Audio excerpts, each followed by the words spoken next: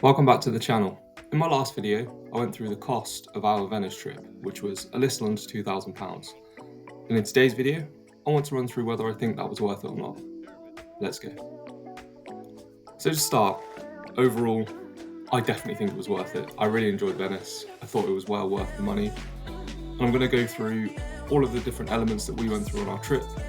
Hopefully you find this useful and it might help you save money on things that you might not want to do if you ever come to visit Venice. So let's start with the room. Now, as you can see from the video, we spent a bit extra to upgrade our room. This room was a top level room, so it had the open plan beams because there was no room above us. We also spent a bit extra to have the balcony, which you will see in a moment. The bathroom was really nice. It was cleaned every single day, so the staff were really good. And I thought it was really good value for what we paid, which was £850 because we booked it when we were in the UK. And that was because we got £100 off using our Amex points as well. So this would be £950 for the month of August if you were to go around summer, which was July, August time, which is when we went. So yeah, you can see it's very central, beautiful views, and just over there, that big building with the spire, that was the main square, so that's where a lot of the touristy destinations are. So it was really, really good location to be able to go out and explore the city.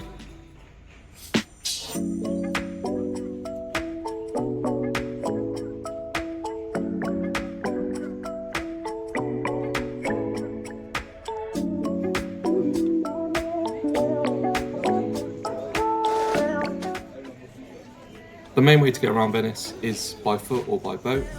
We decided to just walk around, A, because this is free, and B, because it's quite a nice way to immerse yourself in the city. So as you can see, some of the streets are super narrow, you can't even put your arms fully spread out. Some of them open up a bit more and have got a nice waterway running alongside. There are lots of shops, lots of food, just a really, really nice place to go and walk around.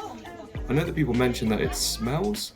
We didn't get that experience. I mean, it is on seawater, so if that's the smell you're referring to, then yes, it does smell like seawater, but I wouldn't say it was bad. I mean, if you've been to like London or Dublin or Paris or something like that, I'd say they probably smell worse. So I thought it was really clean.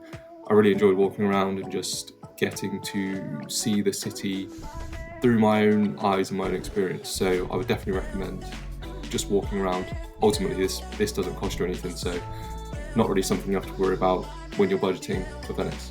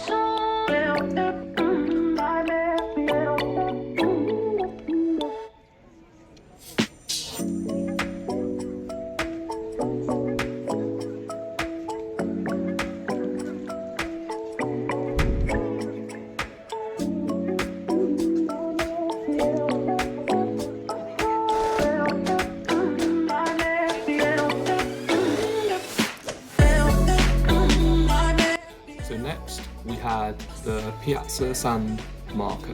Now this included the big tower that you've seen in the first part of the video for the hotel. This was €10 to get in, and it gives you amazing views over the entire city. I would highly recommend this. Well worth the money.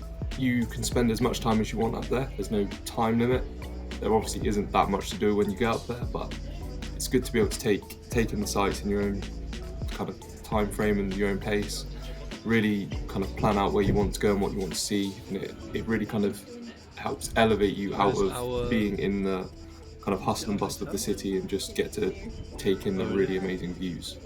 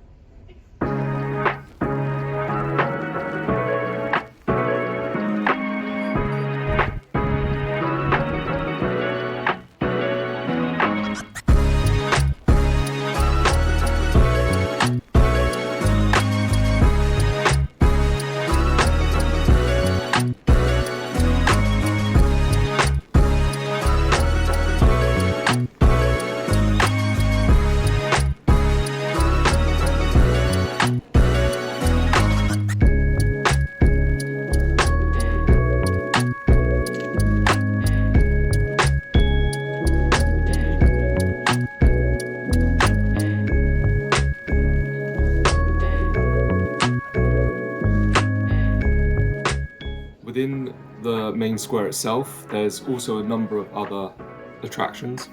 This includes the St. Mark's Basilica. I've included some footage of this because this was genuinely amazing. We weren't actually considering going in initially, but I think it's around €5 per person to get in.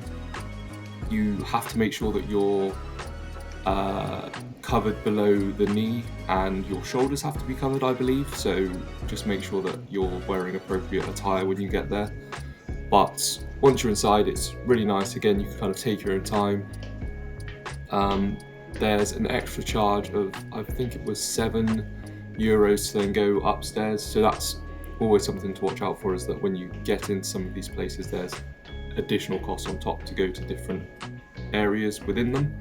But again, I think, €12 per person overall to get this amazing basilica view, and then go up and see kind of some more of the more nuanced pieces.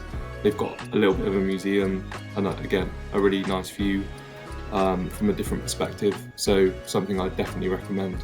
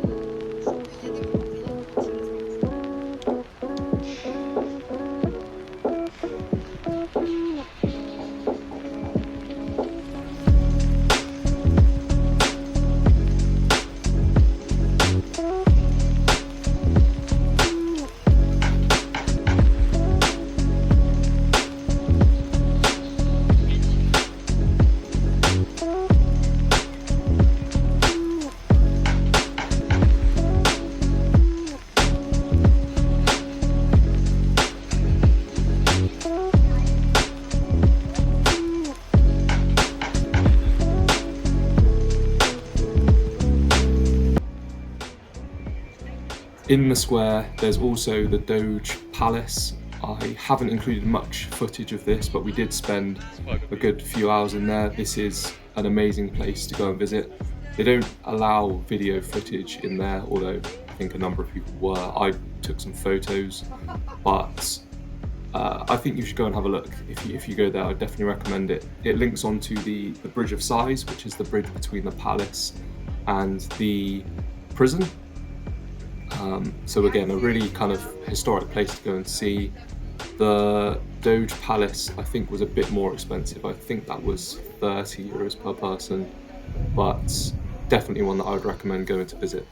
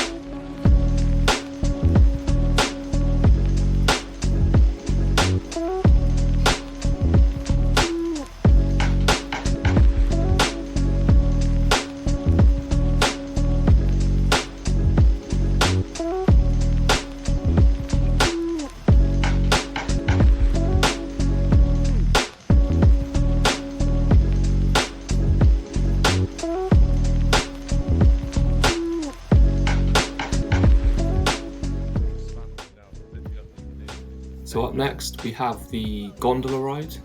This was probably one of the best experiences in Venice that I had. I usually get seasick as well, but in this case it actually wasn't bad, and I'm really glad that I went on it, and my fiance kind of made me do it in a way.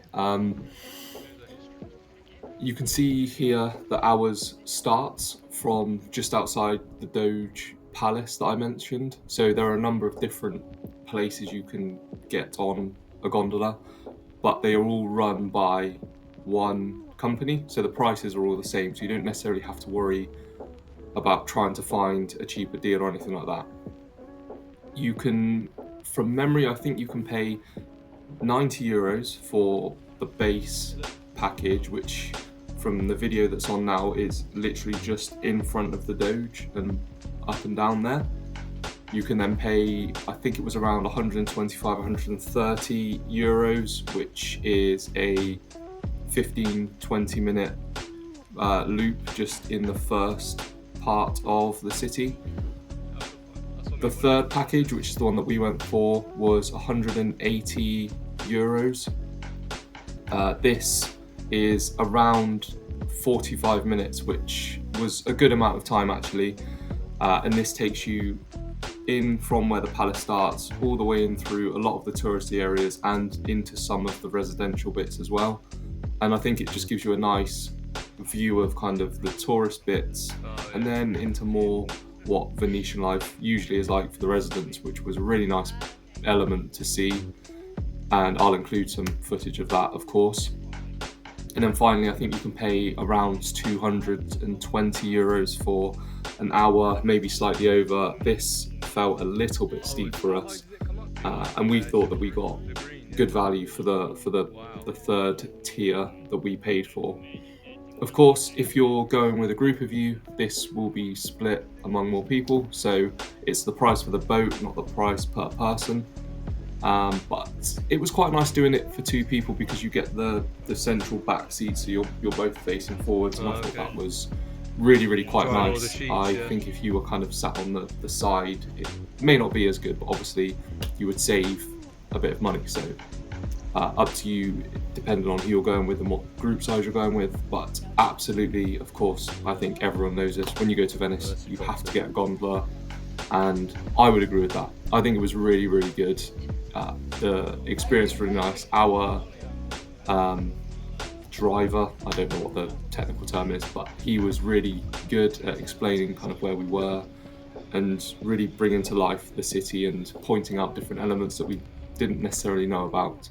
So absolutely take some money with you to do a gondola trip. I would not suggest you go there and try and avoid this, because it's just such a integral part of life there, and it's really, really nice to see.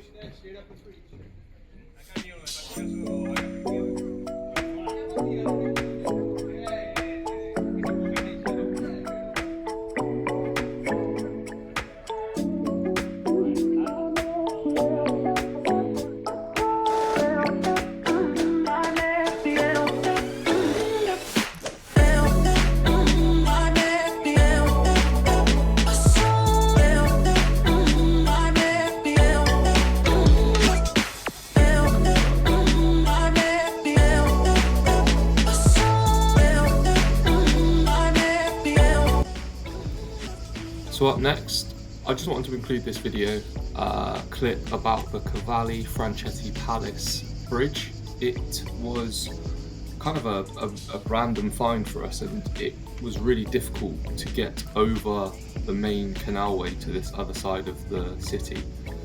This bridge was really useful, and as you can see from the B-roll, it's really beautiful. You can see all of the boat traffic coming in and out. It gives you a nice sense of what the busier parts of the city look like, and I would definitely say go and visit this bridge if you're there. It was kind of an obscure one to find, but when you find it, it's super useful, and it allowed us to get over to the Basilica of Santa Maria, which is a free basilica you can go into, so finally something on the trip that is actually free. And again, that basilica was really, really nice to go in. When we went in there, there were some organs being played. I think some of the Vivaldi music was playing, which was really, really nice just to go in and kind of cool off, because it was tremendously hot, and just kind of take in this less touristy area of the city.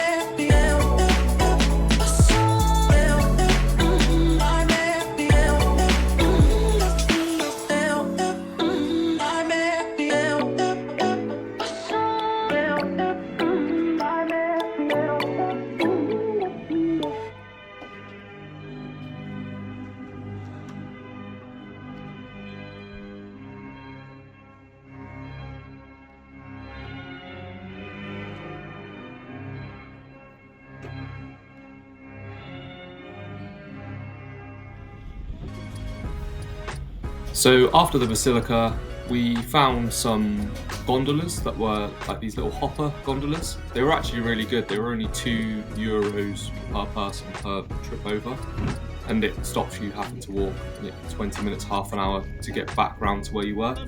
So again, I always recommend having a bit of change on you for these.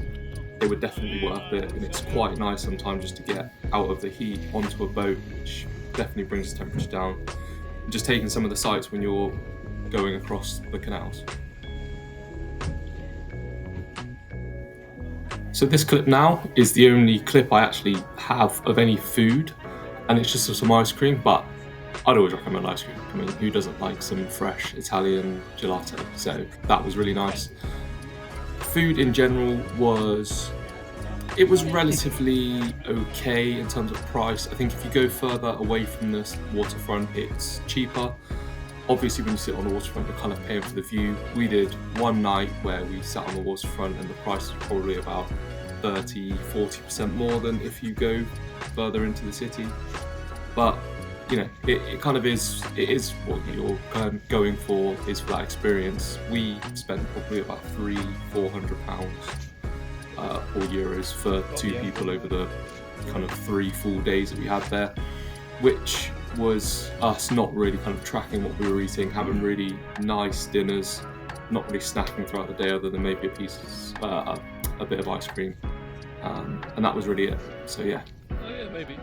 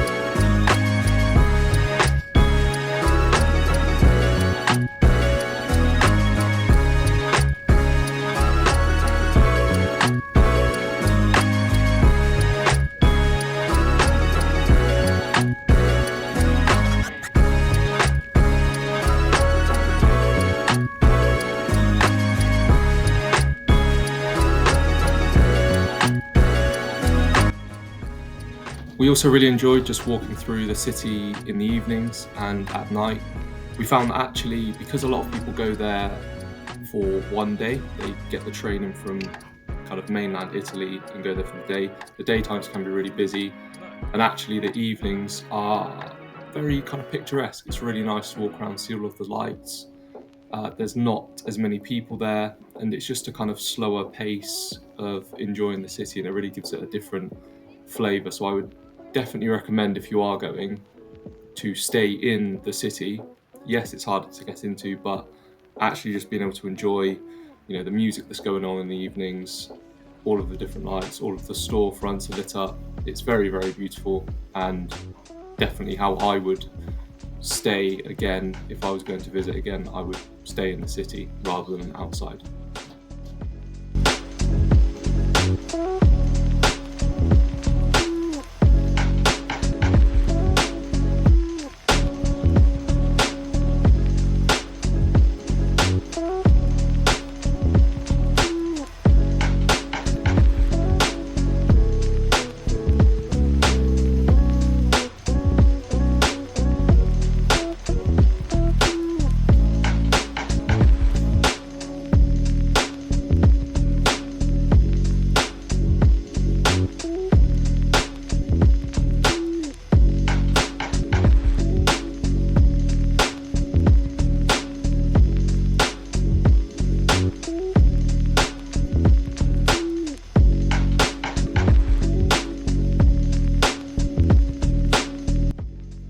And finally, I said this in my last video, here's some footage of the private taxi that we got from our hotel. This was absolutely worth it. When we first got there, we went by land and I had to walk, and it was just not the best entrance to Venice. But in terms of the exit, absolutely book a private boat. It was 150 euros, which sounds like a lot, but 30 minutes, it picks you up literally as close to the hotel as it possibly can get, takes you straight into a boat port that's at the airport, and you're on your way. So a really nice way to finish off the holiday. If I ever go again, I'll definitely get one in and out, and I wouldn't say to travel in Venice any other way than by boat. Thank you all so much for watching this one, and I'll see you all in the next one. Bye bye.